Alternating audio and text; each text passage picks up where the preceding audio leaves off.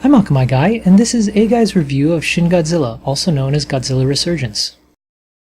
Shin Godzilla is the 31st film in the franchise and third major reboot, not counting the American entries. It's directed by Hideaki Anno from Neon Genesis Evangelion and Shinji Higuchi of the Attack on Titan films. While coming off the success of the 2014 film by Gareth Edwards, this film is unrelated to it or its planned sequels. This film follows the basic framework and tropes of the disaster genre, but that's to be expected. It's notable, however, that there's a strong focus here on Japanese civics. It's primarily a complex look at how government responds to catastrophic events. The way it's handled is quite detailed and constitutes the bulk of the film, which unfortunately may not appeal to everyone. While Godzilla gets top billing, the focus here is clearly on the people dealing with him. Although there is little room for development, the large cast is handled very well with many distinct and diverse personalities. All the actors feel like real people, even among the minor roles, but few are placed in any danger, so there is little sense of jeopardy, which gives an almost documentary feel to their interactions.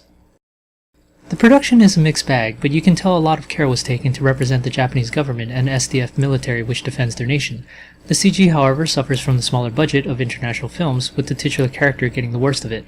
While on par for other Japanese productions, it cannot compare to the recent Hollywood version. Comparisons to the recent American Godzilla are unavoidable, and this is arguably a better film from a storytelling standpoint. Where it doesn't compete, however, is in terms of spectacle, as this version of Godzilla is treated more as a force of nature and without having additional kaiju to fight. Be warned that this film requires at least a basic interest in civics, as it is more of a drama than an action movie. A-Guy reviews have a 4-point scale looking at story, characters, production, and overall impact. A 4 is impressive, 3 good, 2 acceptable, 1 mediocre, and a 0 is offensively bad. For story, I'm giving a 3. It's a thoughtful, grounded look at disaster management.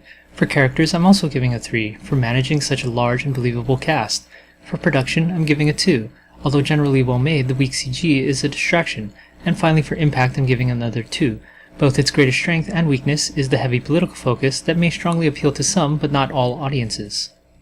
In conclusion, Akamai Guy is giving Shin Godzilla a 2.5 out of 4.